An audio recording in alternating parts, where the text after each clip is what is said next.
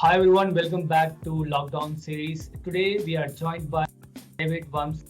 He is in services at ARU. Hi David, how are you? Hi, Omka. I'm okay today. Thanks for asking. Thank you so much for your time and thank you for coming to discuss and bring awareness on mental health. And as these sessions are mostly inclined on bringing awareness on the mental well-being among the students, especially during the lockdown, and also the our ARU community. So, do you have any tips and advices for mental well-being and its development? I think it's a very good question. It's a difficult one to answer at the moment because I think things are very hard for everyone. And when you sent me the question, one of the things I started doing in my head was making a list. And it's probably one of the things that it's probably the simplest way to start thinking about a problem and to breaking things down. I started thinking, okay, I'm having a bad day. How do I go about it? So there's a couple of things there that are probably worth sort of expanding on there. That I think we all have good days and bad days. I think it's hard for a lot of us at the moment. I think stopping and taking time to check how we feel is really important. We can get swept up in the immediacy of things and the stress and the uncertainty, but just stopping and checking and saying, okay, how am I today? I'm feeling a bit rubbish. I don't feel great. And then the next question, I suppose, to then think about is, okay, well, what do I need at this moment? Do I need a bit of quiet time? Do I need to speak to someone? Do I need to go out just for a walk to clear my head? It's a sort of easy to miss, and I find that I often do that. I'll race on, do the next thing, and my stress will grow and grow. And so before this call, that's what I was doing. I was sitting out the window, looking out the window, thinking, how am I today? How do I actually feel about things? And then what do I want to do about that? So small but quite important questions that I think are worth asking. So, do you think, just a follow-up question, do you think asking this question to yourself and then the solutions will come out, and what do you prefer as a solution for yourself? Sometimes there isn't a solution. So sometimes you might look ahead and go, okay, this is going to be a difficult day. And then I will be thinking, well, what do I need to make this day okay then? How am I going to make it manageable? I don't see a great day ahead, but I'm going to do this to make it better. I'm going to get outside while the sun is shining, or I'm going to talk to somebody who makes me laugh. I'm going to veg out and watch YouTube for a while just to take my mind off things. So there might be, and this happens quite a lot at the moment, where you look ahead and you think, okay, there's not much to look forward to. How can I then give myself small things during the day? And maybe that's another thing of it's quite hard to make any plans for the long term at the moment. So I'm finding anyway that I bring my focus back to, okay, for the next hour, the next morning, the next day, and that helps me kind of make things that feel a bit more manageable. And I think that's probably helpful if you're a student as well. The structure that we all have been living by has been stripped away. That rhythm of going to university on some days or meeting friends for lunch, they've slowly fallen off. And with lockdown, we've lost a bit more.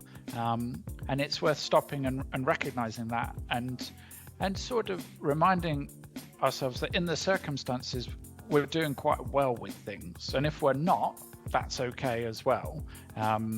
I generally find if I start beating myself up and going, well, that's not good enough, the next step is that I'm angry and annoyed with people around me. So I don't always notice straight away. I'm reliant on people to go, why are you in such a bad mood then? And then there's that difficult thing of, yeah, I'm not angry with you, I'm just frustrated, or I'm tired, things like that. So yeah, it's a combination of things. And I think sometimes one of the things you need to do is listen more to yourself than to other people. There's a lot of advice flying around at the moment, and I think it comes with the best of intentions.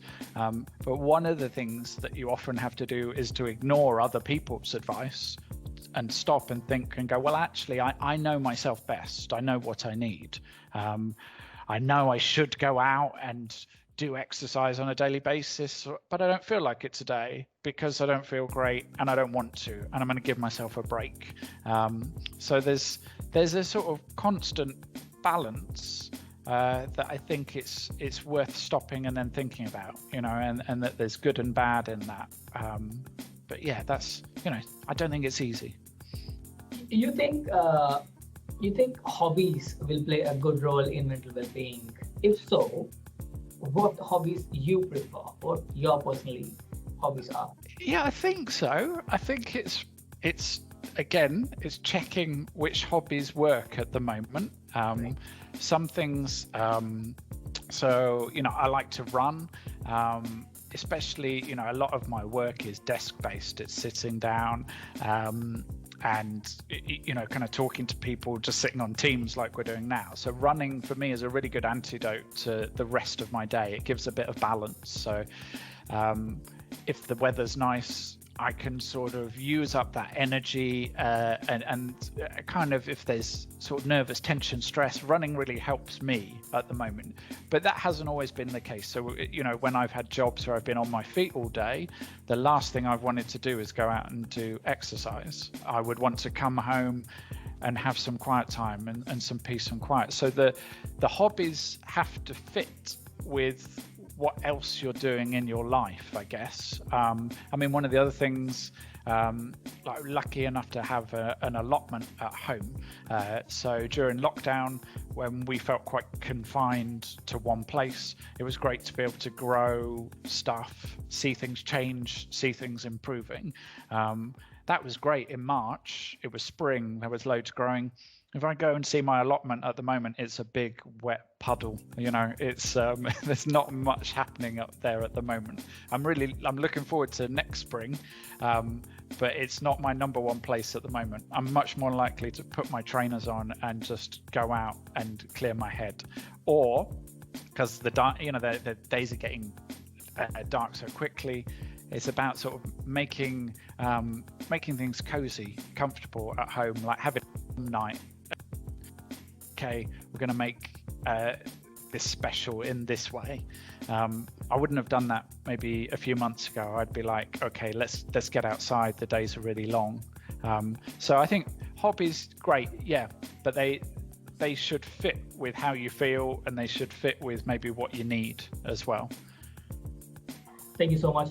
I think I completely agree with what you said, and thank you so much for joining us today, David.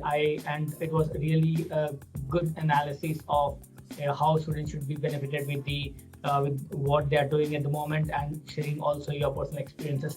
Thank you so much for coming. No worries.